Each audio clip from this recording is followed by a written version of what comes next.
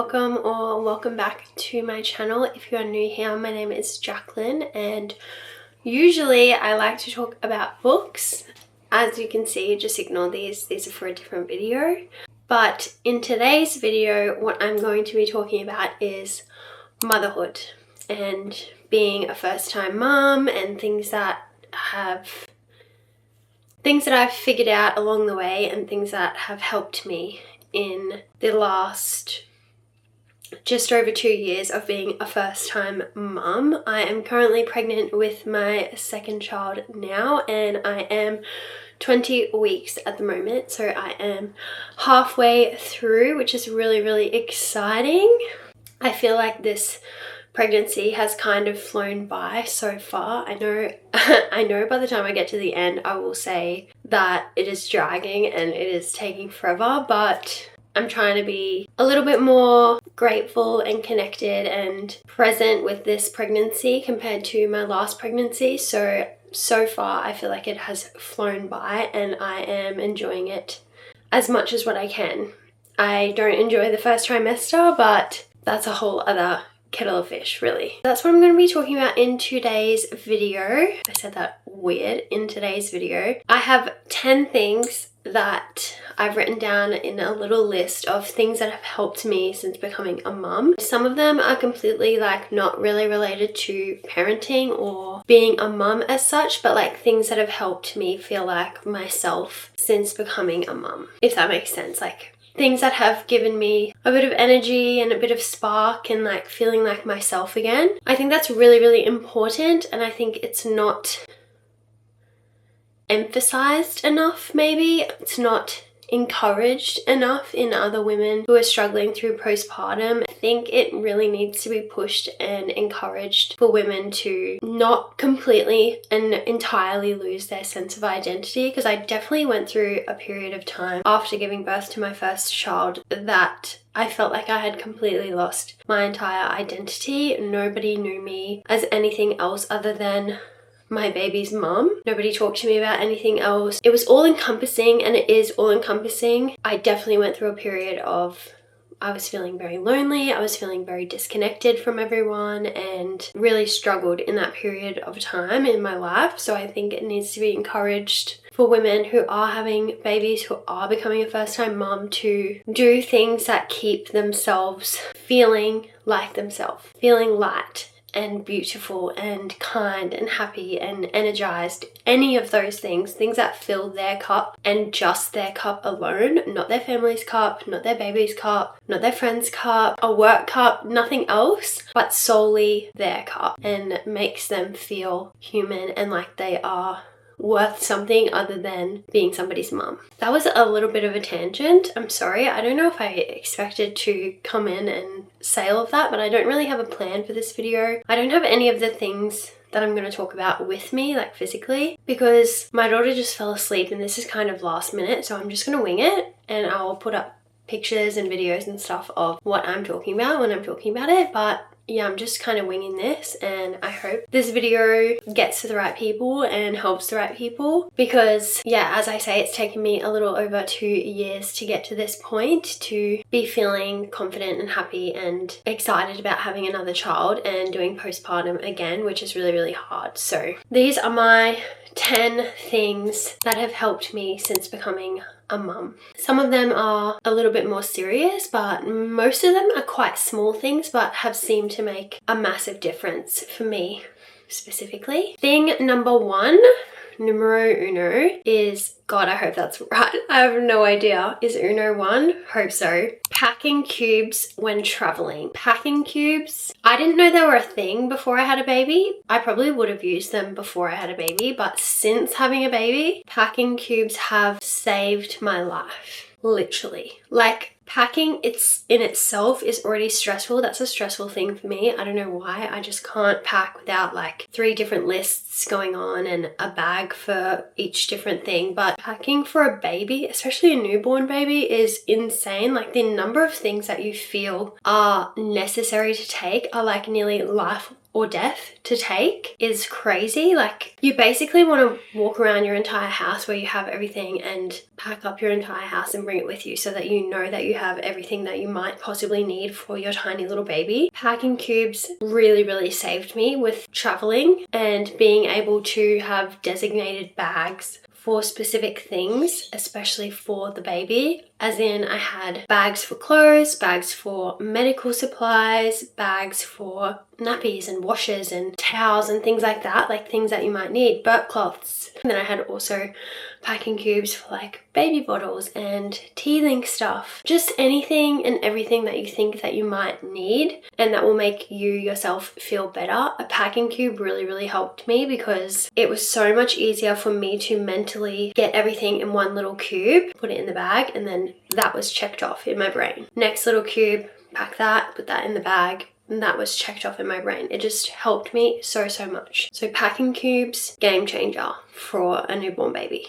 Number 2 is natural deodorant and natural products, I guess, as a whole, but I never really knew how much of the stuff that you put on your body gets transferred to the baby when they are, i.e. inside your tummy, or even breastfeeding, or just clinging to you 24/7 as a newborn child usually does. So yeah, I never really knew how much of the toxins and bacteria and stuff that are in products transfer onto the baby. So I switched to a natural deodorant, and actually such a small thing and like kind of hardly noticeable, but I definitely felt it just made me feel better, and it made me feel more maybe like conscious of what I was putting on my body. It's such a small thing to just, you know, change your deodorant or switch from a perspirant deodorant to a roll-on. That's such a small thing, but it just made me feel better. So therefore I felt like I was walking around feeling better naturally about everything. It is insane how such a little thing can change your mood and outlook and things like that. Number 3 is kind of connected, but a different category, I guess. Face masks and eye masks. So a little bit of self-care, a little bit of self-love here, but this makes a huge difference for me, especially on those days where maybe you've slept for 3 hours, or maybe your baby has not slept all night, or they've been asleep on top of you all night and you're just drained and exhausted and you feel very flat, and you look in the mirror in the morning and you think you look like a zombie, you know, just very drained.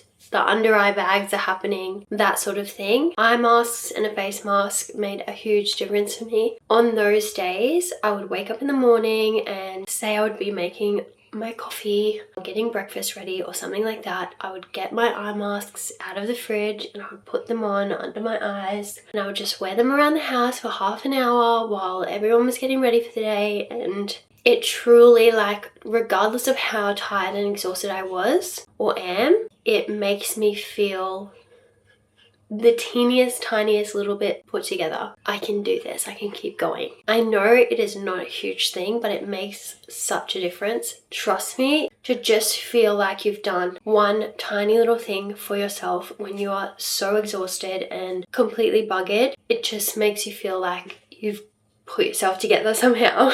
You've picked up all the pieces off the floor and are being held together by your little eye masks. Alright, number 4 is literally keep it simple.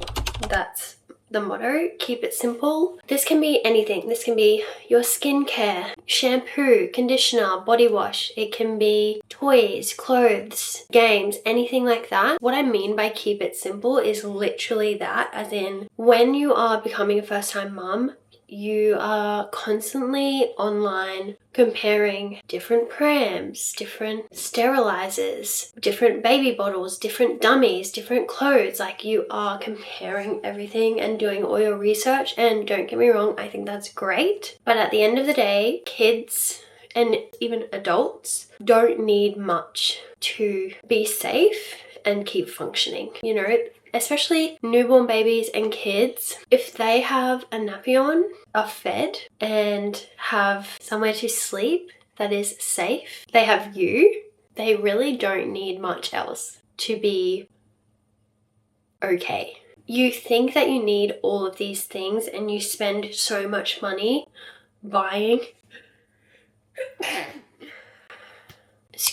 you spend so much money buying so many things. You buy prams and you buy carriers and you buy bassinets and cots and sheets and clothes and creams and everything. You buy so much stuff, and then when you have the baby, you get into like a bit of a routine of what you like to use, what you don't like to use, what suits you, what doesn't suit you, what suits the baby, what doesn't suit the baby, and you kind of realize that all the stuff you thought you needed is not the stuff that you need. So keep it simple in every sense of the saying. Keep it simple is just really, really consider what you're buying and what you're willing to spend your money on, knowing that you yourself and your child just need to feel safe, be fed, and have somewhere cozy to sleep.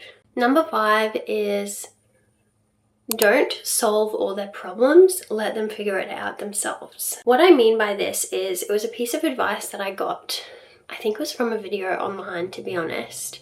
It was a mother and she was explaining how she doesn't solve all of her children's problems. And this is not for like a newborn, but when you get into that stage of maybe they're able to stand and climb along a piece of furniture or something like that, and they're starting to get around and figure things out for themselves. What I mean is, when they get to a point where they are struggling with something or frustrated about something, or they can't figure something out, like say you have those games where you stack the rings one on top of the other, largest to smallest. That's a simple example. I can put up a photo of what I mean by that. If they're at a stage where they're trying to figure out how to put the ring on top and get it to slide down to the base, and they're getting frustrated because they can't seem to figure out how to do it, what I mean by don't solve all their problems is not you not being there with them and playing with them and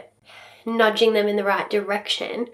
What I mean is, like, let them be frustrated and let them be annoyed or upset at the fact that they can't do it and they can't figure it out, but don't pick up the piece and put it on for them, because all you're doing is taking away their ability to figure it out and actually prove to themselves that they can do it. I have an example for my daughter, and this is right around that stage of she was walking, she was saying a couple of words, she was, getting around and playing with her own toys and doing her own thing. She walked up to our TV cabinet and there was a toy on the far side of the TV cabinet and she couldn't reach from front on, but all she had to do was walk around the side of the TV cabinet and then grab the thing, right? I hope that makes sense. So that's all she had to do, was just change her body angle and walk around the side of the TV cabinet to be able to reach her toy. But she, no joke, stood at the front of the TV cabinet and screamed and cried at me and got very, very frustrated that she couldn't find her toy, that she couldn't reach her toy, and it was right there. My husband got up off the couch to go and pick it up for her, and I said, no, don't pick it up. She needs to figure out how to do this for herself. We sat with her and we calmed her down and we got her to, take deep breaths and really regulate herself once again. And then we said, look at the TV cabinet and where can you reach the toy from? Figure out where you can reach the toy from. And I said, maybe you'll have to move. And then what does she do? She shuffles around, goes to the side of the TV cabinet, and then reaches over and grabs her toy and is the happiest child on earth. Happiest child on earth. That was a huge learning curve for me and a huge point where I actually trialed that bit of advice and saw it work in real time. And then from there on, I was like, okay, we're not solving all their problems every single time that they cry. They can figure it out for themselves. They might just need a nudge in the right direction. So I really love that piece of advice. I literally stand by it. It is so, so good for them to figure out their own problems. And it's good for us as well. It's how many times have you gone to a friend and had a problem and you're talking to them and they give you a piece of advice of how to fix it straight away and you're annoyed? That happens to me all the time because I don't want them to fix my problem. I can fix it myself, but I just want to talk about it and complain maybe. Number 6, we're getting somewhere now. Number 6 is finding the right nappy bag. Finding the right nappy bag or baby bag, whatever you want. This is all about trial and error. I have gone through, since having Ivy, maybe 4 or 5 different bags. And I have one now that I've been happy with for nearly a year, I would say. As they grow, you don't need as much stuff. So therefore, what you need in the nappy bag changes. But also as for a structured bag and like a bag that you use for all your kids' stuff, it is really important that you find one that you're happy to use every single day, because it is literally every single day. You will take that thing with you everywhere. You will take a nappy bag with you everywhere.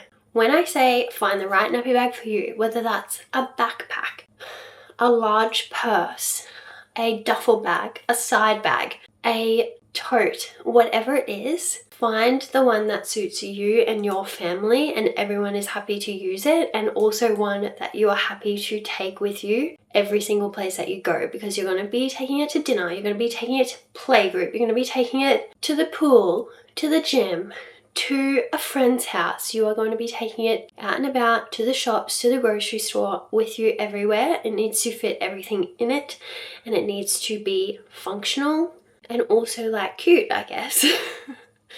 Because you don't want to be carrying around an ugly bag. Well, I don't want to be carrying around an ugly bag.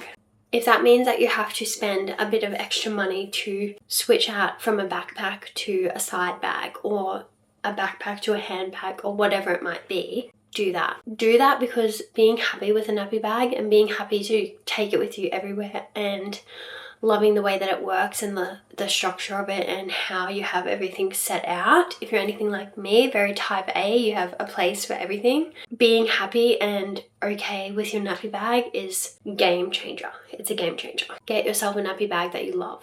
I don't know why I get so out of breath when I'm filming sit-down videos like this, but I actually get so out of breath. And it's really hot in this room because I have no fan on or aircon on. Number 7.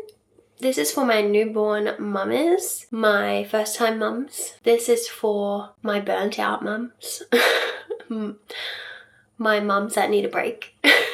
Do not rush your showers or your baths or your time in the bathroom. Don't rush. So what I mean by that is, when you're a newborn mum, you pretty much just like stare at your baby all day, every day. And then when you say your partner comes home from work and you're getting dinner organized or whatever you're doing, or you come home from work and you're getting dinner organized or whatever it is, what I mean is the guilt can sometimes be super, super overwhelming, and you feel that you must be there with your child 24/7 or you are doing a terrible job, right? So what I'm saying is, allow yourself, maybe even argue with yourself a little bit and fight that grief, fight that guilt that you feel, fight that, and just enjoy your shower. Don't rush. Don't get in there and have a 2-minute shower when you really wanted to stand in there for like 15 minutes and just take deep breaths and maybe cry. Do not rush your showers, because whoever is looking after your baby, whoever you have trusted to watch your baby while you are in the shower, whether that be a husband,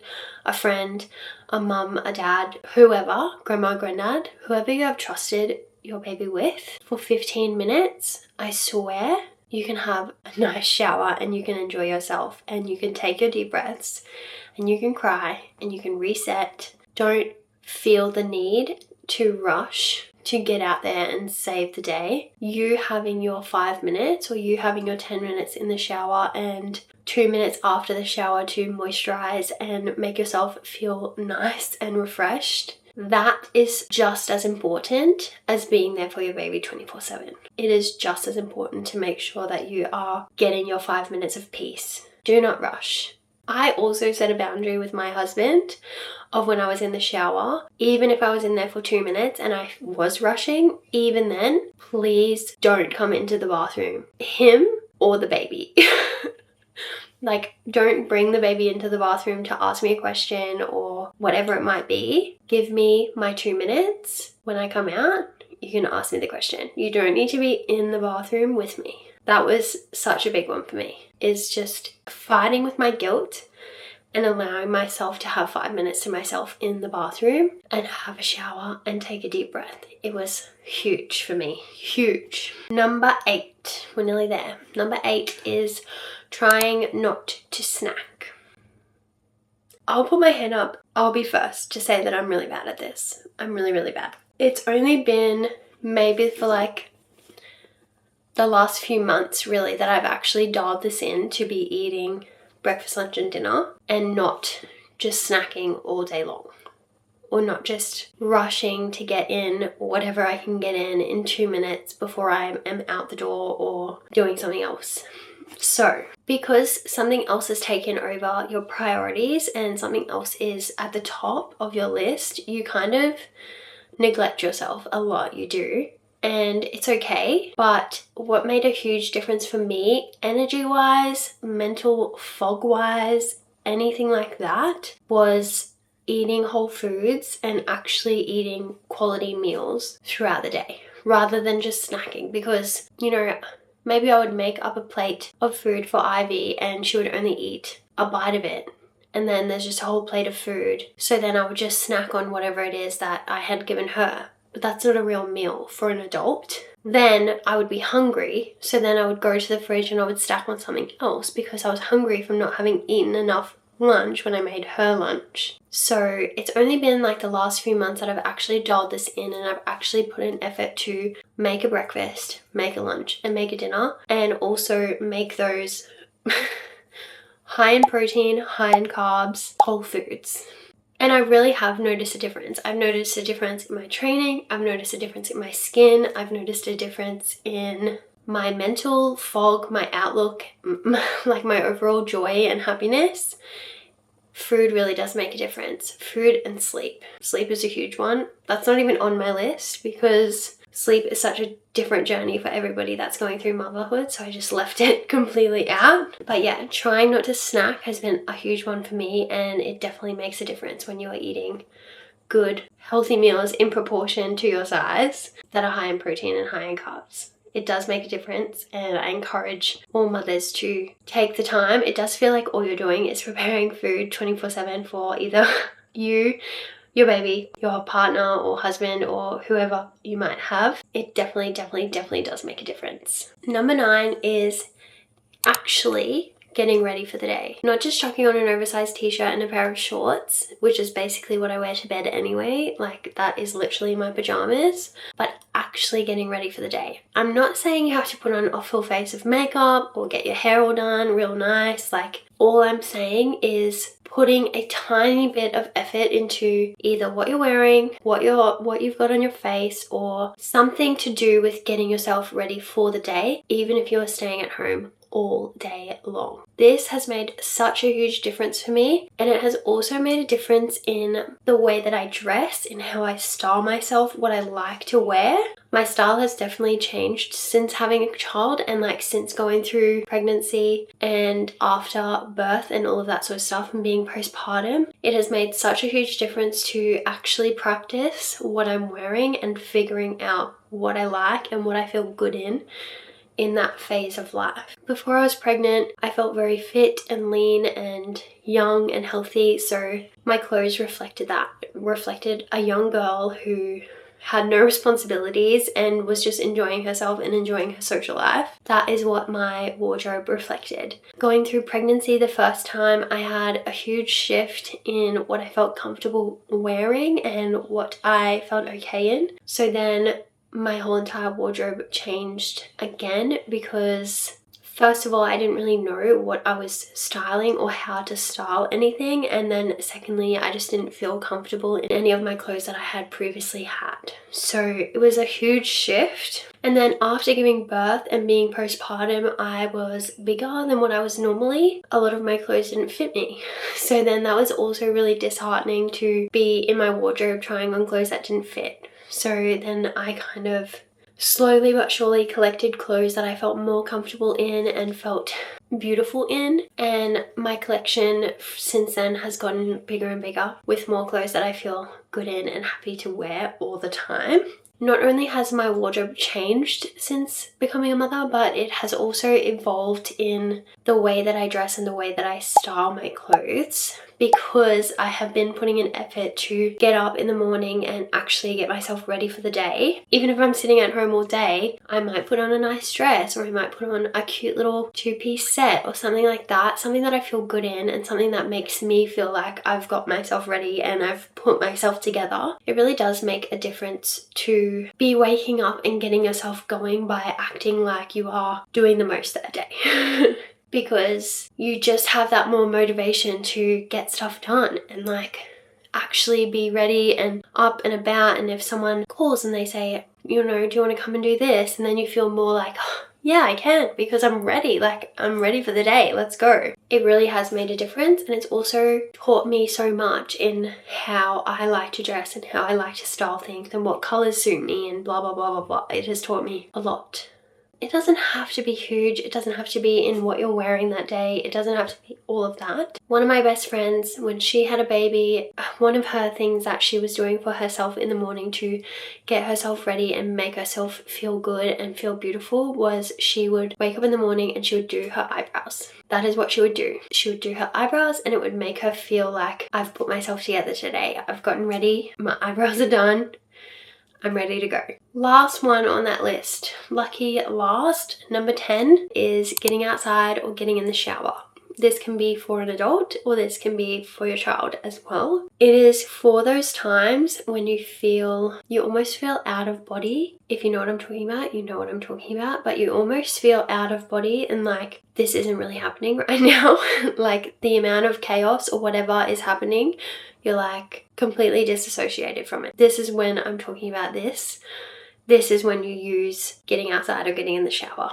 So it could be maybe you've had a pretty rough day, maybe the house is a mess, maybe you are walking through the lounge room and your child is screaming at you, they've just broken their toy or they can't figure out how to do something and they are screaming and yelling at you and everything is going wrong, and then you walk in through the lounge room and you stand on one of their toys and it hurts your foot, and then you're pretty upset and you're overstimulated and you're touched out and everything is just going wrong. This is when you pack it all up and you take it outside and you sit in the sun, or you sit under a nice shady tree, roll a ball across the grass, and you run around like an idiot with your child and just be outside in nature.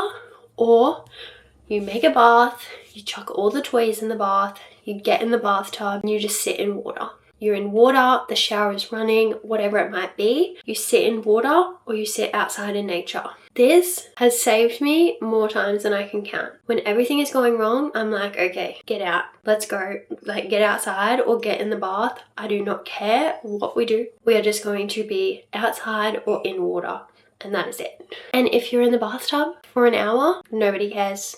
Nobody cares. Do that. It has saved me so many times. It has made me relax. It has made me calm down. It has made me re-regulate. It has also done the same for my child. It has just saved me so many times. The amount of times Ivy has been literally screaming and crying because she's upset about something, or something went wrong, or I said she couldn't have something, or anything like that. And I have just chucked her in the bathtub and she's been playing with toys for an hour, minding her own business and giving me 5 minutes where I can just sit and just relax and calm myself down. It has truly saved me. That is a huge one, and it's a huge help, because when you're in that time period or when you're in those zones, it is survival mode, literally survival mode. So getting outside or getting in the shower really helps. Say hi.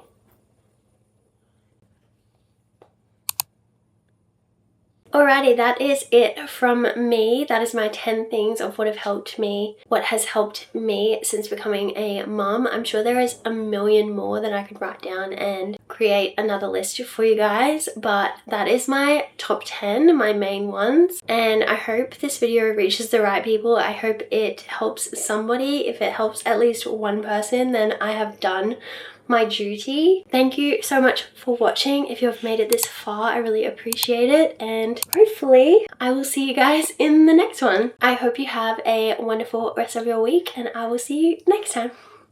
Bye!